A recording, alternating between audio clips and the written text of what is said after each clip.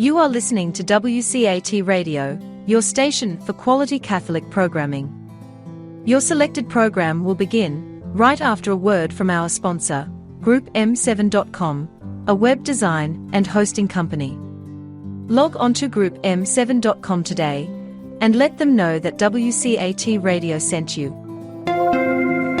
You know, my finest childhood memories was the Saturday morning movies for about 4 bits each. My brother and I could split a Coke and a big box of popcorn and watch movies about Tarzan, Jane, and their Amazon River adventures. Well, maybe that's where Jeff Bezos took his name. His Amazon.com is now the largest online retailer in the world. I'm Michael Malfood with Group M7, the oldest and largest website design firm in East Texas. And here's my point, and as usual, it's a good one. If your website is modern and up-to-date, mobile and search engine friendly, it matters not whether you sell a product or provide information about your goods and services, your sales justifiably will increase just like theirs. The world uses the internet. We can improve your website and your email. Look at our giant portfolio at GroupM7.com. Since 1995, there's only one web and there's only one group, and it's us. It's Group M7. You're listening to WCAT Radio, your home for authentic Catholic programming. Good afternoon, everyone, and welcome to the last session of Bill Badke's Teaching Research Processes.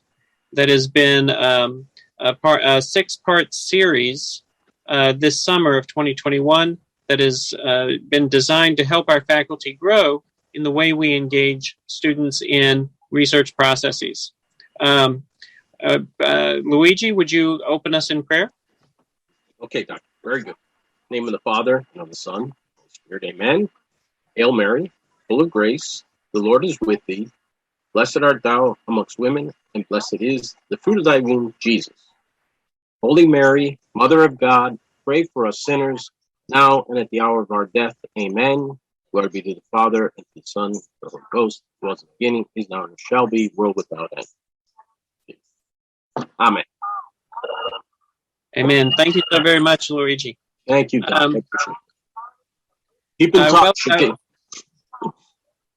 With that, I'll introduce Bill Badke for the last time in this series, and hopefully we'll have him back sometime later in another series, which I think would be a great gift to our community. It has been so far.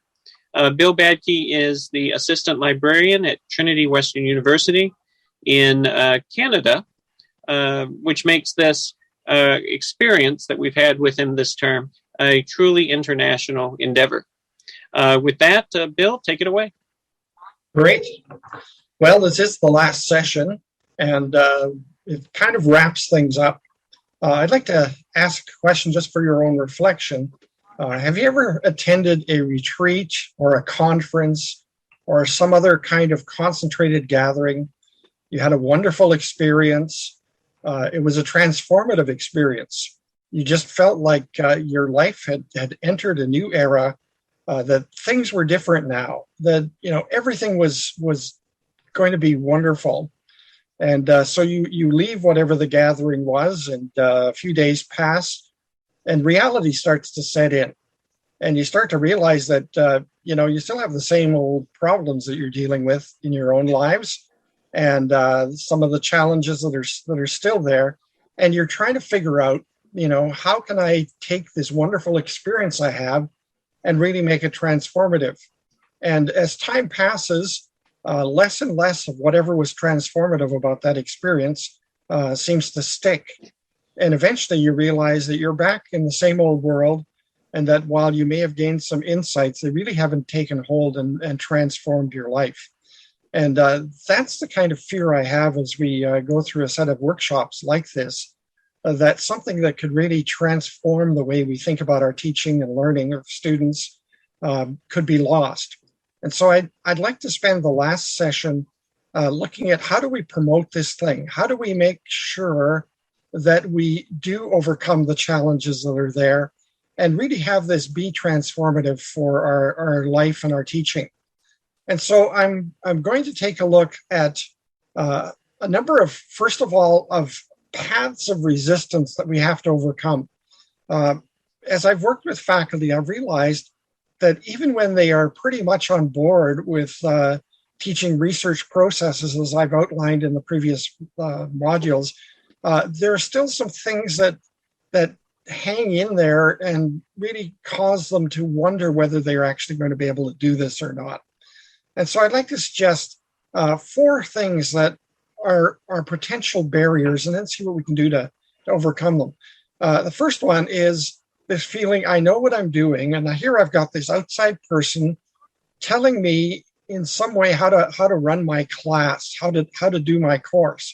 And I'm naturally resistant to that because professors are supposed to be autonomous in the classroom. They're supposed to be able to determine the pattern that they follow and the kinds of things that they're doing. And I'm not really sure I want to make a change. It's been going along pretty well. It's not perfect, but it's working. And to make a transformation is really not the thing that I want to do. A second one is I have to cover the material one. And I experienced this a few months ago. I was working with a nursing faculty. And you may not know that in the field of nursing studies, everything is evidence-based. They are very high on students learning how to do research, how to be able to gather evidence to support their practice. Evidence-based right through the nursing field is very, very strong. So she knew very well that her students needed to have the skills to be able to do evidence-based work. But she lamented about the fact that she had so much material to cover, so many things that students had to learn. And, having been in the hospital recently, I know how much students need to know. And that seems to be a real struggle. How do you cover the material and yet teach research processes along the way? A third one, I'm not a research instructor. I ran into that this past weekend. I bumped into one of my fellow faculty at our seminary, and we were, kind of recounting how the summer had gone. And I told him that I was doing this series of workshops, and he said, we really need to do something like that here. He said, I know what I want students to do, but I really am not sure how to actually get students to do it. I'm not sure about the language to use to enable them to understand what it is I'm looking for. I know what I'm looking for, but I'm really not a research instructor. And I just to explain to students, this is what they're supposed to be doing is difficult for me. And he suggested that maybe I should do a series of workshops with faculty, just like I've done with you folks, because he really felt like this was not a field that he was very strong in. The grand irony of that is that about 20 years ago, he actually took my research course as a seminary student in our seminary. And so that was a little disappointing. And the final one, I don't really want to disrupt what I'm doing now. I don't want to upset the apple cart. It's too much work to transform everything I'm doing and start over. I can remember the days when I first started teaching and the long nights I spent preparing and trying to get things up to date. And I was always like 2 classes ahead of my students, struggling desperately to get a course together and have it make sense. And now to have to do that all again and disrupt what I'm doing just doesn't seem like something I want to do. And you may think of some other possible objections, but those are the ones that I hear most often. First of all, the I know what I'm doing problem is often a blow-off. It's the kind of thing where, I talk to a faculty member and, suggest that there might be some ways I could help them, improve student research. And their response is, it's my class, and I've been doing this a long time, and I think I know what I'm doing, and it's going pretty well. I really, if you want to come in and spend an hour with the students showing them how to use the database, it's fine. But this whole idea of doing all this work to teach student research, it's not what I do. It's not the kind of course I'm teaching. And it's my course. They might not say it's my course, but you can you can feel it in the air. It's my course, and I don't want you telling me what to do. And my response to that is, yes, but what about your students and their abilities? We're looking at this from the standpoint of, it's my class and I know what I'm doing and results are pretty good. But what about the students? We know their research projects are weak. You ask any faculty member, even at graduate level, how well students are doing with student research. And you generally find that it's pretty weak. It really doesn't meet the kinds of goals that you have as a faculty member, and it certainly doesn't meet standards that we would like to see in our classrooms. And so the question is, do we maintain our autonomy and go on our own way, or do we find a way to improve something that's a nagging problem, that students don't seem to know how to do research? And even more than that, it's the problem that the students don't seem to grasp how your discipline works, how it functions. A lot of your discipline is based on the kind of research that's done, the kind of knowledge development that's done. And a lot of students don't grasp what that is or the way it works. They don't, for example, grasp what scholarship as a conversation is about. The fact that someone will put something forth, publish something or present something, and others will critique it, and there will be a grand discussion and debate that arises around it. And out of that emerges new research and further development. Sometimes ideas get discarded along the way because they just couldn't stand up to the kind of conversation that was going on. But, the whole idea of scholarship as a conversation is a key element that a lot of students just don't grasp. They seem to think, research is done and then it's done. And there it is. And I got this article and that article, and there's no real movement. I've sometimes described this as scholarship is a river rather than a lake. The idea that, the scholarly enterprise isn't like a stagnant lake just sitting there and people keep dumping stuff into the lake. It's like a river. It keeps moving. And it might be the same water, but it takes shape in different ways as the river flows, so that the river today may not be the same as the river yesterday. There are things that have happened and changes that have been made. And sometimes the most assured results of scholarship get thrown aside as new ways of looking at it come by, and people become convinced that that's a better way of looking at whatever the problem was. And so students don't grasp those sorts of things easily. And they don't get it just by absorbing content. And so the question is one of priorities. How important is it for you to have your students become good researchers? Okay, now I have to cover the material. That's a significant one. We all have a large amount of content that we need to get into somewhat resistant brains. And that's tough. It's tough to, ensure that students actually have the knowledge that you want them to have. And it takes a lot of time and a lot of effort. You have to test student knowledge. You have to sometimes go over previous material and as an introduction to new material. And it all takes time. And I think many of you have probably mapped it out, your course, sort of class by class. And if you have, bravo, because you know how you're going to get to the end.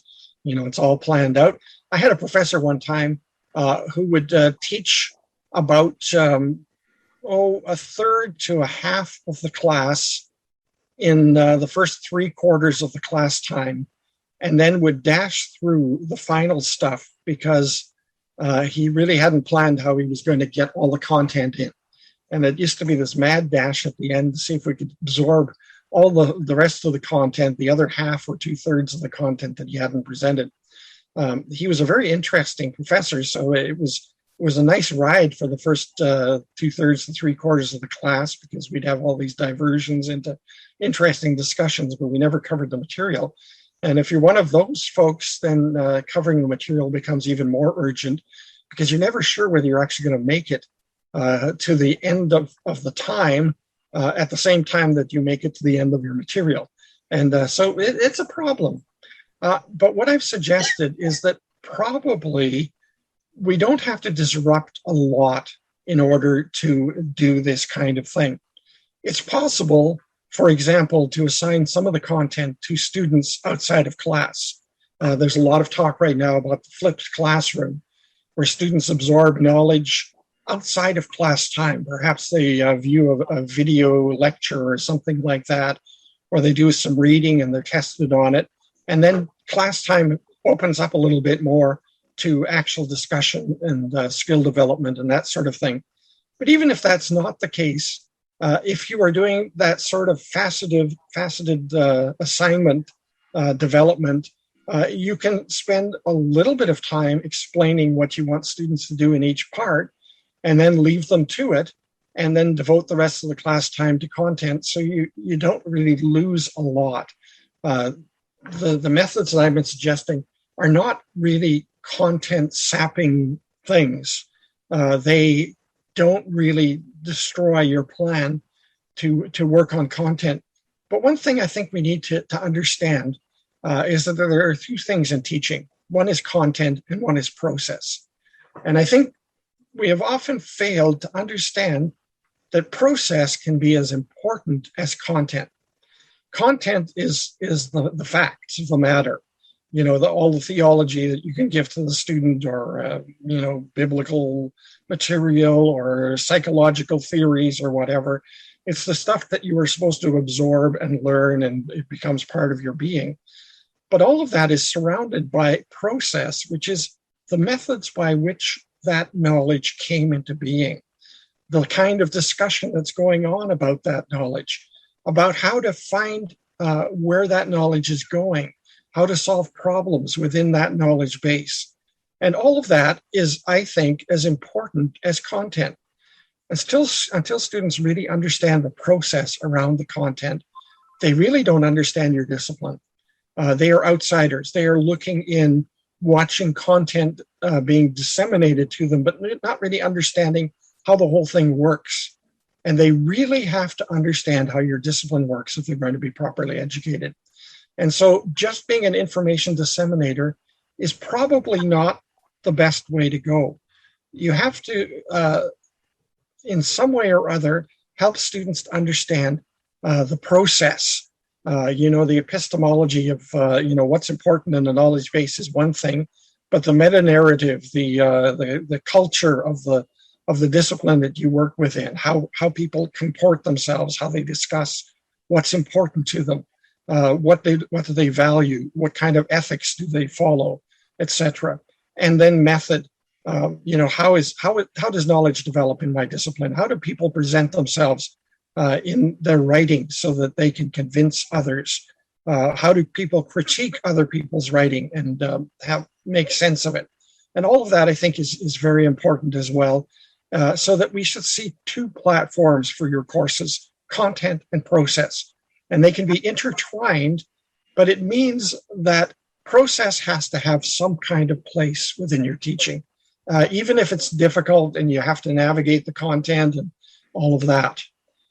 Now, not knowing how to teach research. That one, I think, is a bit of a challenge simply because you are so far past the time when you were learning how to do research that research has become intuitive. If I asked you, how do you drive a car? Think about it for a minute. Well, I get in and I start the car and, I do my mirror checks and I back up or whatever I need to do to get in position.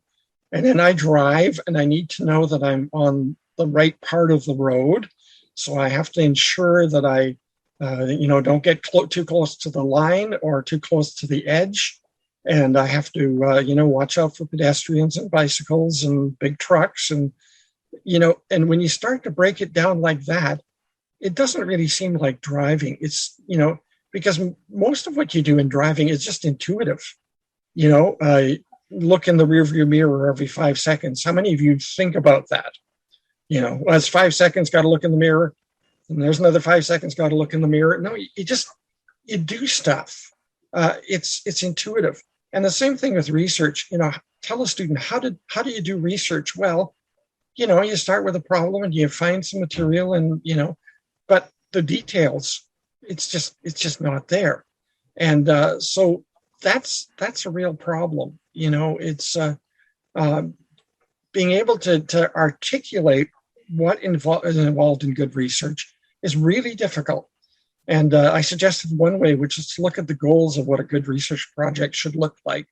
And then how would I explain how to attain those goals to students in such a way that they understand it? Not saying use critical thinking, but say make your project problem-based and use evidence to try to answer the problem that you have posed. That's critical thinking. Thinking your way through the evidence to solve a problem is what we're talking about. And so not knowing how to teach research is a challenge simply because we know how to do research so well that explaining it is difficulty. And, talking to my fellow faculty member on Saturday,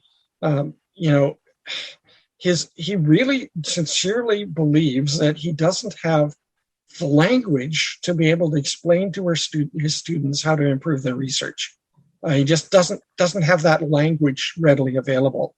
And if he does, it might not be articulate to students. And, research of students and their relationship with the professors show that students are very often baffled by instructions on research projects. Somehow we're not getting down to the right kind of level. And so that one is a problem, but we have to see if we can overcome it. And sometimes enlisting the help of librarians may be a way of going. Now, the question that I posed for the third one, which is, the disruption thing, or the fourth one, I don't want to disrupt what I'm doing now. Not wanting to change is, a basic feature of human nature. We are resistant to change, even though we love change when it does, prove to be profitable. You get your new cell phone and you think, oh, wow, I could do all these things. But change in your classroom is a problem.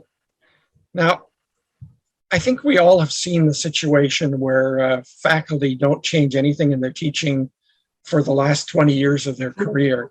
And you can see the relevance going downhill and you can see the motivation going downhill. So it's probably good to be updating and revising our stuff all the time. And I do this constantly with my own teaching. But to disrupt everything that you're doing seems to be a big, big barrier to actually being able to implement teaching research processes. My suggestion is don't disrupt a lot. Work on the research assignment that you have for your course as the primary means by which you teach research processes. And I've suggested some ways that you can do that don't mess you up, don't challenge you too much. One thing that I might suggest as well for teaching research processes without doing a lot of disruption is to do some close reading of key published works in your field, works that can serve as content.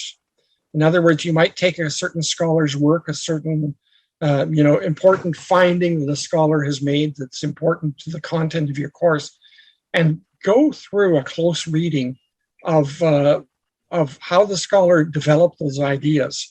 And look at process more than content. You can look at content, but look at process. How does the scholar present the problem? How does the scholar present evidence? And how does the scholar deal with alternative interpretations? And, how is evidence, checked out as far as its quality and relevance is concerned? Does the scholar ignore certain things? Is the scholar really convincing in the kinds of arguments made with evidence? What sort of conclusions are made, and so on? And doing those sorts of close readings may not be something you've done in your classroom, but I think it's a way that you could combine content, in other words, a key work by a scholar, and process by looking at how a good scholar does research and presents research. And that, I think, is something that could be very helpful. And I think the one thing that we have to overcome that may be the biggest problem is this notion that developing student research is peripheral to what we really should be doing, which is presenting our content, presenting our material, presenting our expertise.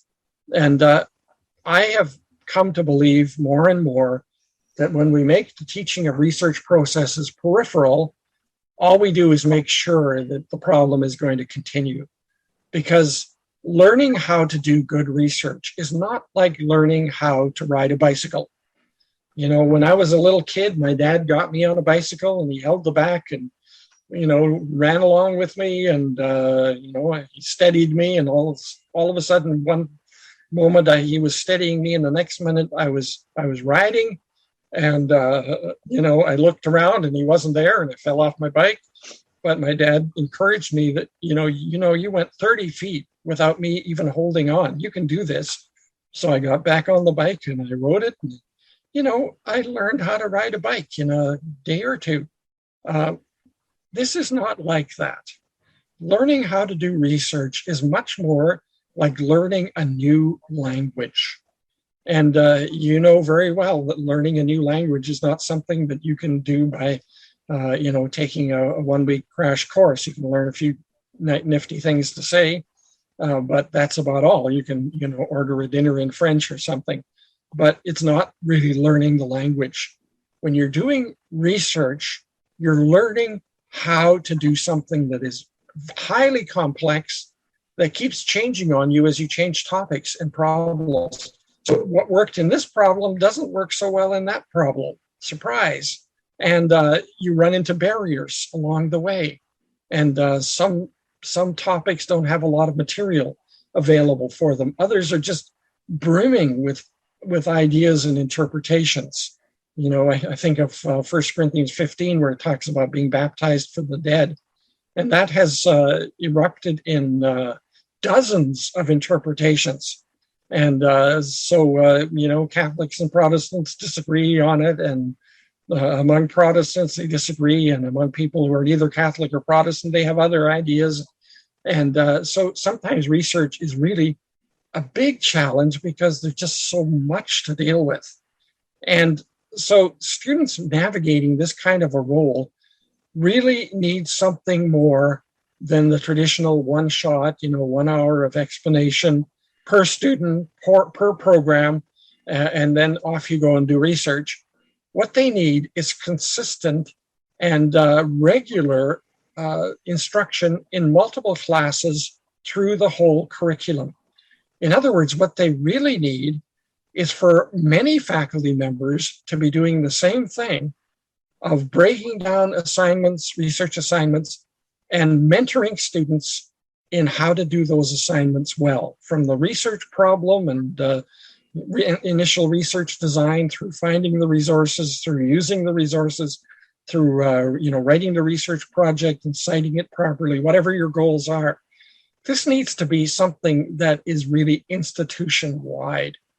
It doesn't work as well if only one faculty member is doing it, because it takes so much repetition. It takes so much development. It's like a student taking a class in a language every semester.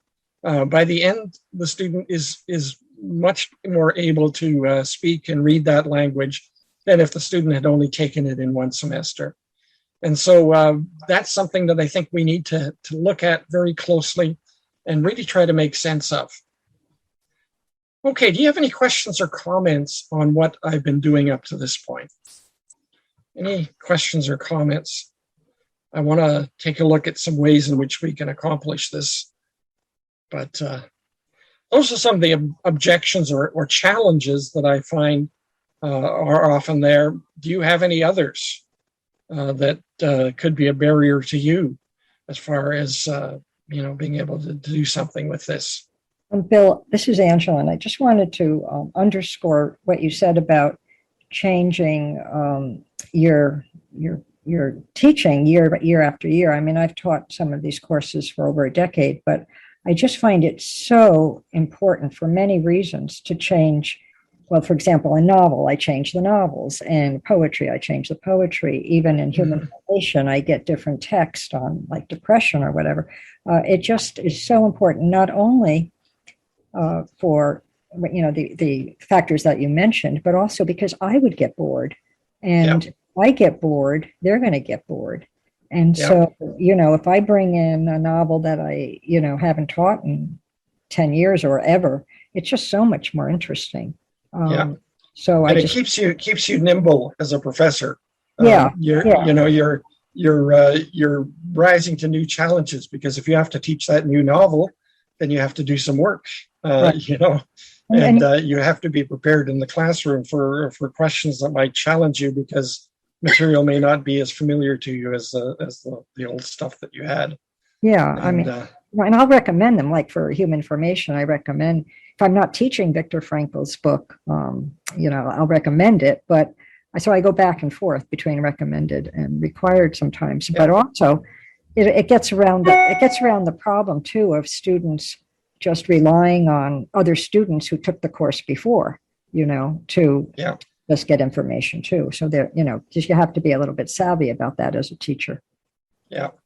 And that's why I recommend, starting with the one thing, which is, your research assignment, and rework it, and, make it and turn it into one of these faceted things, and offer, decide what your goals are going to be, and offer students the opportunity to, have it broken down into 4 or 5 parts and all of that.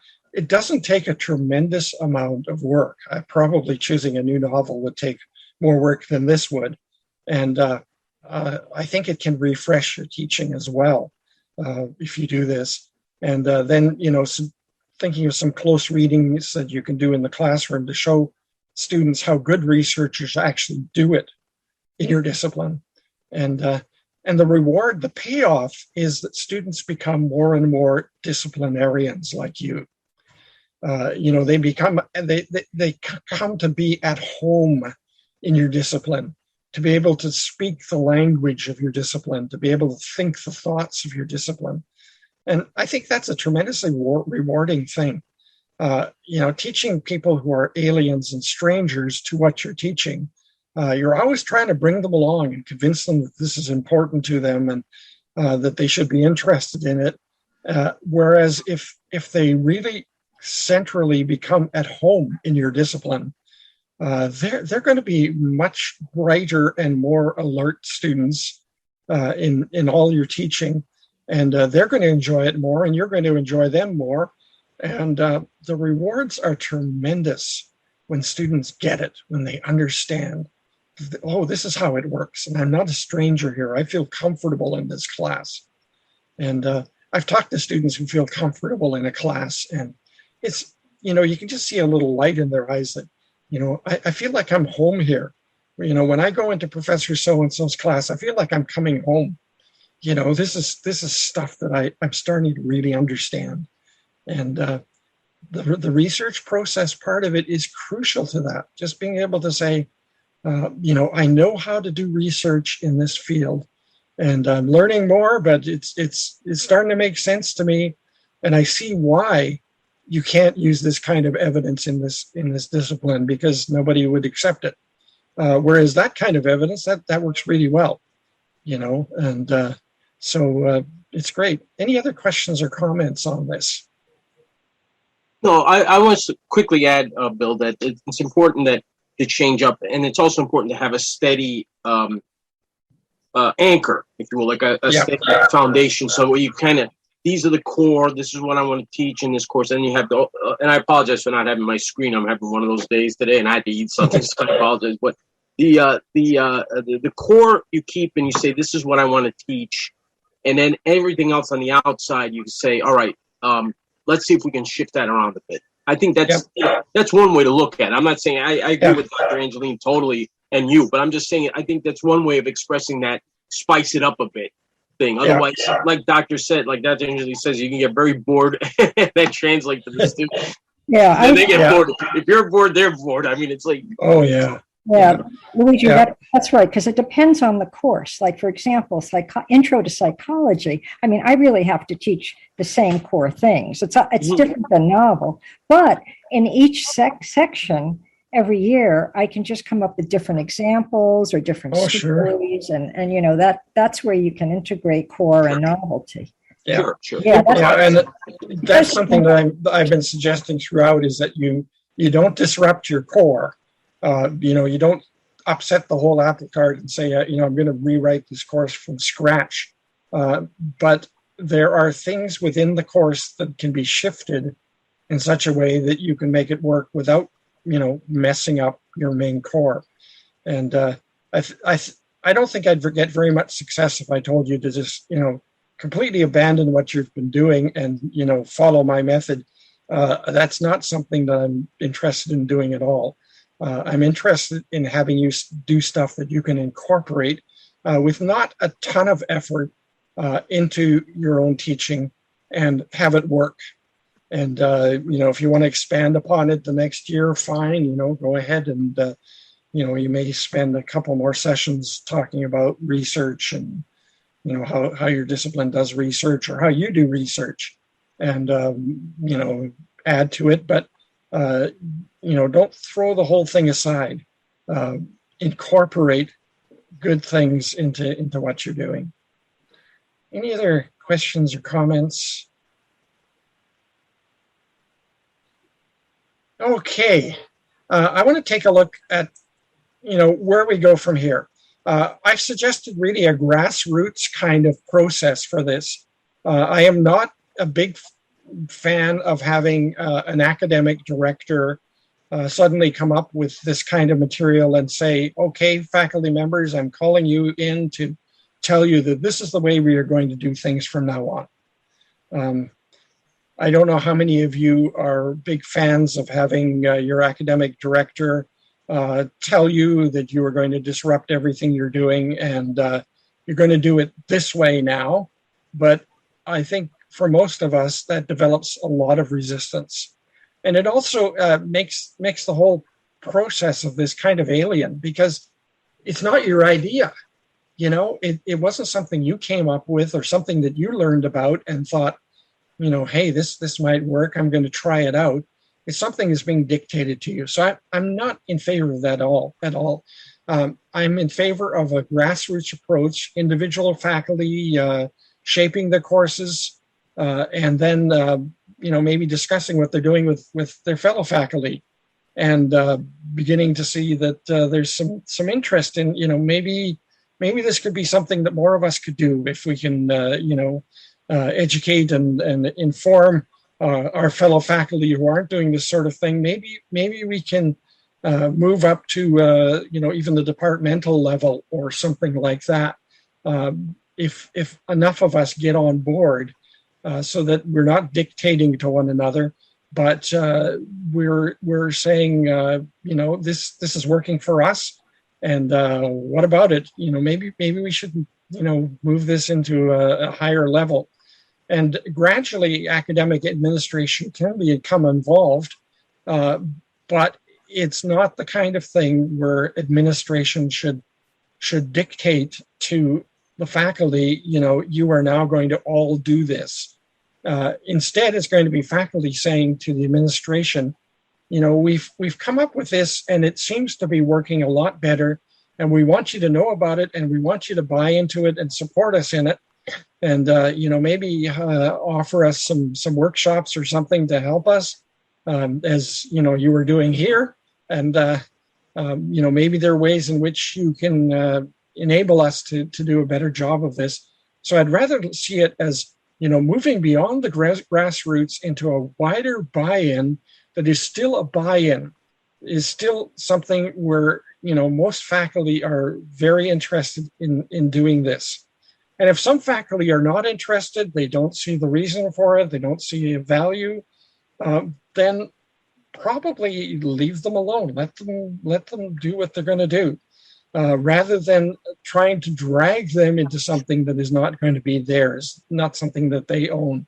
You have to have ownership of this. It has to be something that you want to do, recognizing that the task is really urgent. I am becoming more and more deeply concerned. And I asked the students in the student section how concerned they were about this as well. And they indicated that they're deeply concerned. We are in a world in which the value of problem solving using evidence that we can agree upon is disappearing. The power of opinion and influence and, voices that are speaking to us out of Twitter and Facebook is becoming frightening. There is so much that is happening in our world now that is just simply crazy. And your students saw this. They talked about it and how concerned they were, as well as they look at social media and this wild idea and that wild idea, and QAnon is taking over, and politics ideas are floating all around the world that are just crazy. And the whole idea of the authority of grounded evidence from a discipline is disappearing to a large number of people. A large number of people don't understand what a knowledge base in a discipline is all about and how hard won it was to get that knowledge base. The people who sacrificed, who fought to improve our knowledge, to do the research, to expand our ability to understand our particular discipline, and put some solid pieces of data in place that we could build upon in order to get to where we are. And all of that seems to be bypassed by a large proportion of the population who simply don't understand that there is a knowledge base, simply don't understand that there are rules of evidence in every discipline. There are things that you can do and there are things that you can't do. And the one thing you can't do is to say some person that I watched a video on YouTube makes a lot of sense, and I'm going to believe him from now on. And, when you figure out who this person on YouTube is, you find that he's a discredited ex-doctor who has been kicked out by his medical society for, radical ideas and doing damage to patients. But now he's a persecuted figure in the mind of many people. And his voice has so much power because he's being persecuted by the establishment. And his evidence is better than everybody else's evidence because he's so convincing. He makes so much sense. And, I look at this world and it is absolutely horrifying to me. I am so concerned about this. And, when you look at religious authority, should be even more concerned because, our faith is under attack. The authority of scripture, authority of tradition is coming under attack by people who have, new ideas about, religion and what it should be like and what it shouldn't be. And, some of these things in your religion are archaic and we want to get rid of them because we have some new ideas and they have no knowledge base whatsoever. But there they are building an empire in midair. And so it's something that I think is vitally important to us to really be able to enable our students to understand what research is, how to do it effectively, how to do it legitimately. There are rules of evidence, there are methods that disciplines have developed over time. And even if those methods morph over time and, new things come in, all of them are tested by the scholarly conversation. And nothing passes. I look at young scholars and sometimes I feel very badly for them because they try very, very hard to, find a place within scholarship and come up with new ideas. And the established scholars seem to very happy to critique their new ideas and to tell them, everything that's wrong with those new ideas, and they get shot down and the new ideas disappear and they try again and so on. And then eventually they come up with something and the scholars say, hey, right methodology, and you've come up with something that really seems to make sense and the evidence seems to bear it out. And all of a sudden that young scholar has a foot in the door with something that has added to the knowledge base, but it's not easy. And the fact is, it's not supposed to be easy. If you simply accept everything that a young scholar brings into the mix, you're probably going to just end up messing up your knowledge base. Everything has to be tested, and sometimes that testing is really hard ground. and so young scholars can really struggle. But at the end, you've got something of quality because it's been tested, it's been challenged, it's been looked at in great depth, and that's why I sometimes enjoy going to Google Scholar and looking at an article that was published and finding the cited by and having a look at what people have had to say about that article, about its findings. And, some things get challenged more deeply than others, but having students be able to understand how all of this works to make sure that we have an authoritative voice in the midst of a world that is losing its authorities is very important. And if students don't have the ability to do research, they are not educated. Now, I'm pretty adamant about that. If they don't know how to do research well, they are not properly educated. And I think that the lack of student research process ability development is the biggest blind spot in higher education today, bar none. We have simply missed it, that students need to learn research processes and that we need to devote enough time to it through their curriculum to make it like learning another language, make it something that becomes intuitive to them. So I've gone on quite a bit there, but I tend to get on a soapbox when I'm talking about this stuff. It's so important to me. So what are some of the options? One thing that I think you should do is enlist your academic librarian as a consultant. And why is that? Well, one secret of academic librarians is that they see your students in a totally different context than you see them. You see your students in the classroom, you see your students submitting work, you see your students coming for help. But what you don't see your students doing is admitting that they are totally lost and have no idea what they're doing and don't understand the assignment. We regularly get that. Students are too proud very often to tell you that. What will you think of them if they tell you, yeah, I don't have a clue what I'm doing here. But they'll come to a librarian and say, I'm utterly lost. I don't know what to do. And so librarians see that side of students. They see the side of students where they can see where the rough parts are. Well, where are you lost? And it's often things like creating a research problem, understanding, where to find resources, understanding how the field works, those kinds of things.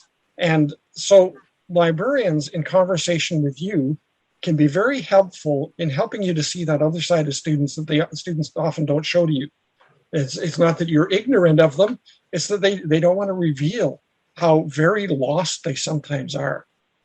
Now, some institutions have a teaching and learning director or somebody who's handling teaching or learning, or you've got a writing program, or you've got a writing center where students come for writing help.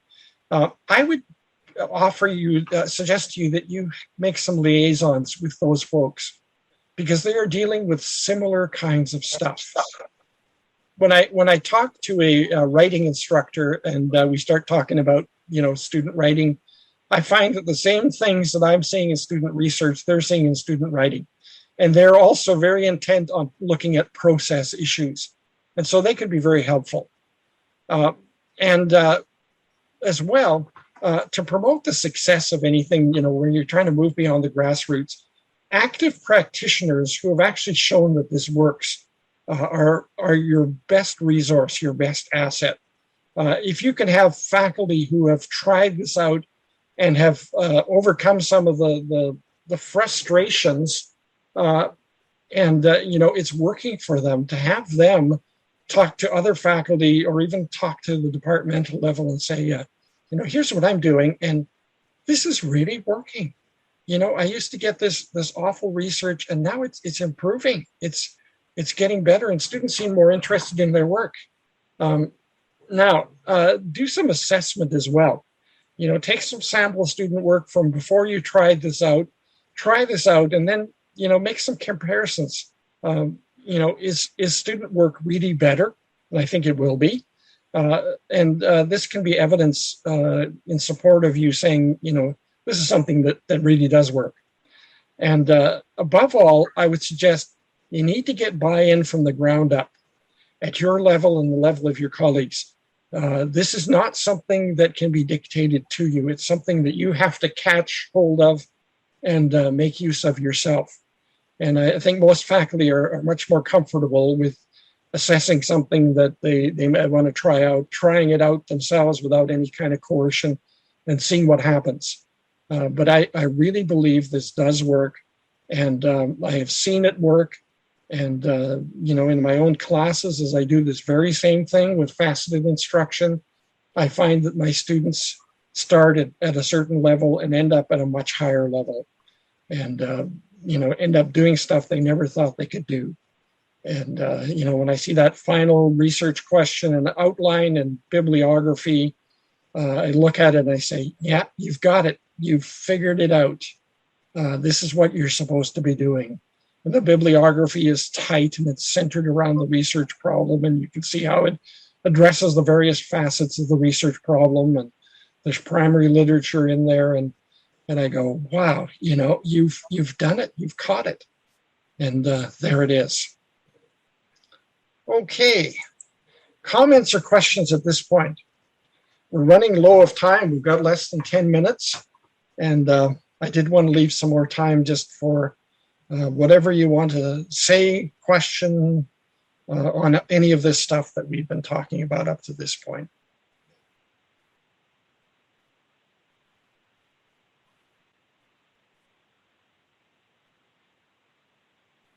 Anyone got anything?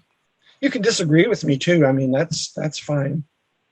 You can tell me it wouldn't work for you, and for some people it might not. I think. Yes. Sorry, Professor. I didn't mean to cut in like. Oh, no problem. No, I think you gave us a lot to think about. And as far as agreeing and disagreeing, nobody's ever going to totally agree with everybody. I mean, that's just the way it is. But I think that the idea of research. I think we're always learning, even ourselves. Those of us who have you've written several volumes of these works. Plus the stuff that you have that's the journals and everything else. So you've done a lot of work on this level. Okay, so no one knows this stuff better than you. I mean, certainly. I mean, as far as I know, nobody knows this stuff better than you. So I'm going to go with your lead in terms of suggestions and at least take it into consideration. Like you said, everybody's got to teach the way they have to for themselves. Yeah. But you can take some of what you say, plug it in. When you said way back at the beginning, you said that Wikipedia, for instance, I remember Father Milady, he wasn't that upset about his students using Wikipedia, but then some of the people in the ESL don't want to use Wikipedia. And I'm like, well, you know what? You could use it as a start. It's nothing's perfect. None of these sources are perfect. Okay. And where they're wrong on some things if you're an expert in the field, so to speak, because not all, we're not completely experts in everything. I mean, there's always much to learn. And the man of wisdom, of which I am not one, but the man of wisdom looks at it and says, hey, listen, there's always so much more to know. There's always so much more to learn. So, I think, what you gave us here in the last 6 weeks is giving us, I think for me personally, it's given us a lot to think about in terms of how we approach our students. And I think everybody here, I can speak for everybody in the school, I think that everybody cares about their students. Okay, we all want them to do good. We want them, we bring it to them at the very beginning of the semester. If you need any help, let me know. And sometimes I think you're right. They'll tell the librarian something they won't tell the teacher. So I just wanted to say that.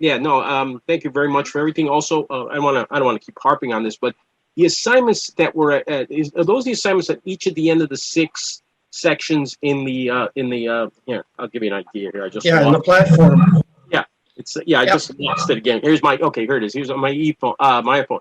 Challenge, enculturation, design, assignments, formation, promotion. There's like at the end of those sections, right? And then just the third column of each one of them is the exercises that you can do, and just send them in.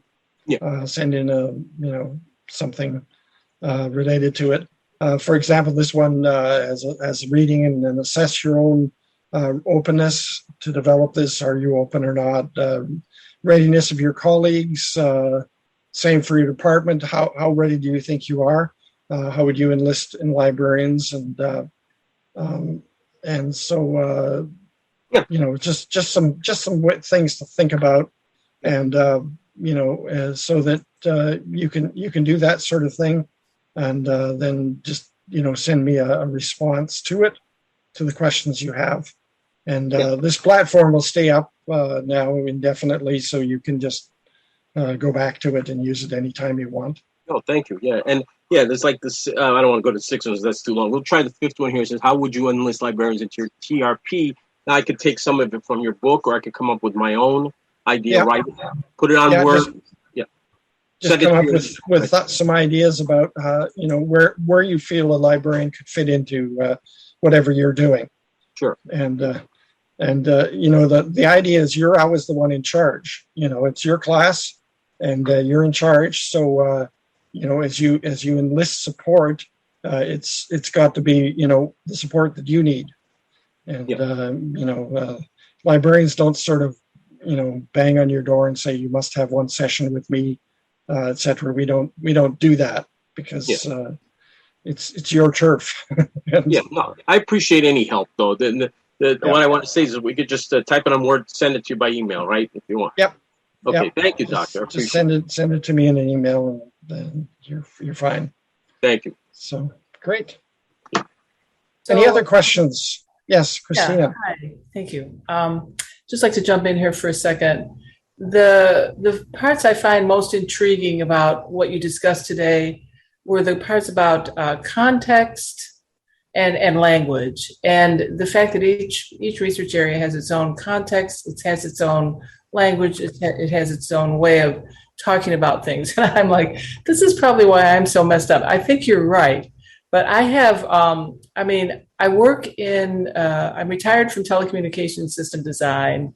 I do have a PhD in theology, thanks be to God. And I have another one in business administration. Yeah. And part of the creativity of having all these disciplines and having done research in different areas is that precisely what you described. I mean, the way the research is done and the conclusions that people come to, and the difference between qualitative and quantitative processes, how they come up with results, each can inform the other to some degree. And qualitative methods from my business administration studies really are influencing me in how I write about spiritual matters, because I can use the same software tools, if you will, to study the qualitative aspects of St. Teresa of Avila's writings, for example. Yeah. And this is why I'm so messed up. It's like, well, what language do I use to present? I think you have to understand each of the disciplines well, and then understand how legitimately you can use something from the business field in theology.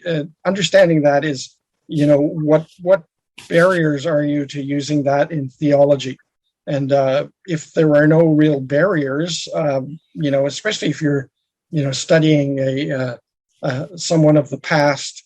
You may want to use some of those more social scientific kinds of analyses, and could work quite legitimately.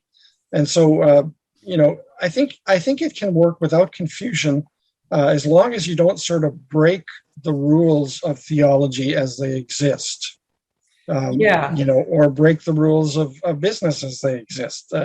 Interdisciplinary studies happen all the time, and they're not really as much interdisciplinary in the sense of let's all get together and we'll all think the same things.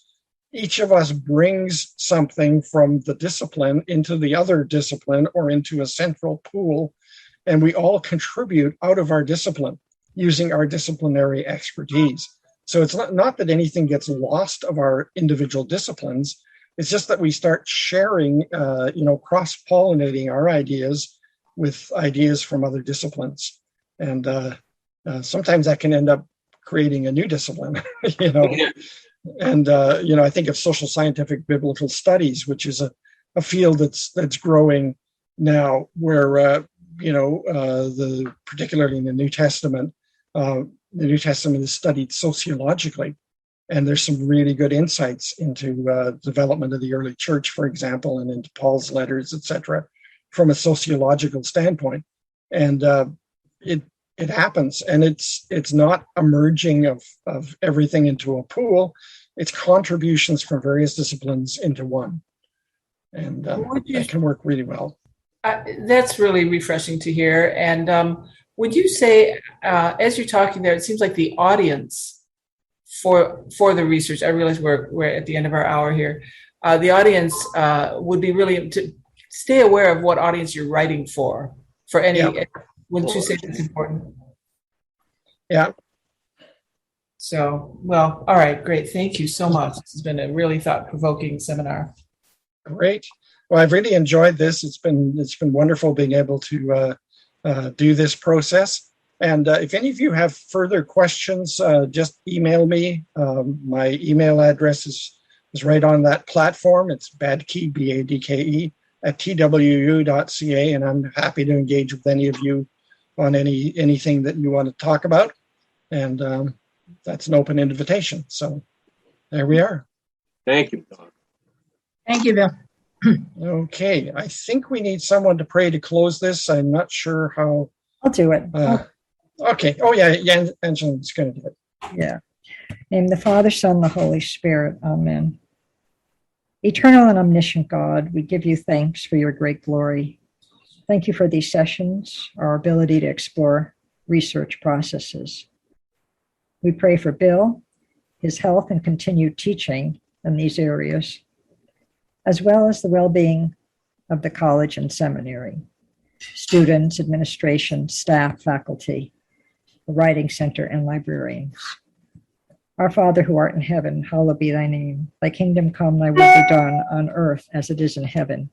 Give us this day our daily bread, and forgive us our trespasses as we forgive those who trespass against us. And lead us not into temptation, but deliver us from evil. Amen. And Father, Son, the Holy Spirit. Thank you, Bill, very much. And thank you, everyone. Thank you, Bill. I'm just going to close us off at this point and end our session. But stay in touch if you want. And I'm happy to. Great. Thank you, Bill. Thank you. Okay. Thank you very much. Thank you. Well, God bless. The mission of Holy Apostles College and Seminary is to form faithful witnesses of Christ. Year after year, the prestigious Newman Guide has recommended Holy Apostles for our academic excellence and steadfast fidelity to the magisterial teachings of the Catholic Church. We are also fully accredited and the leader in Catholic online learning.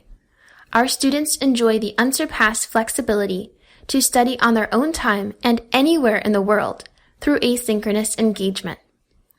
Holy Apostles is dedicated to the relentless pursuit of truth, which allows students in all academic programs, including undergraduate, graduate, and personal interest, to formulate a coherent worldview based on both faith and reason. The study of the liberal arts also develops and refines key competencies associated with career readiness, such as critical thinking and problem solving, clear communication, collaboration, and a strong work ethic. The tuition rate at Holy Apostles is one of the most affordable in the country. Yearly tuition for a full-time undergraduate is under $12,000. Students at Holy Apostles can graduate with minimal or even no college debt, which enables them to live out their calling as faithful witnesses of Christ without heavy financial burdens holding them back. Please visit www.holyapostles.edu/admissions for more information. The fall 2021 admissions deadline is Friday, July 23rd. Classes start Monday, August 30th. See you soon. Hello, God's beloved. I'm Annabelle Mosley, author, professor of theology, and host of Then Sings My Soul and Destination Sainthood on WCAT Radio. I invite you to listen in and find inspiration along this sacred journey we're traveling together to make our lives a masterpiece and, with God's grace, become saints.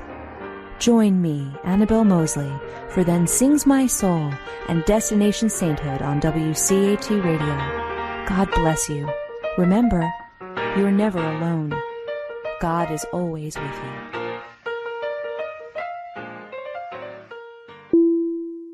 Thank you for listening to a production of WCAT Radio. Please join us in our mission of evangelization. And don't forget, love lifts up when knowledge takes flight.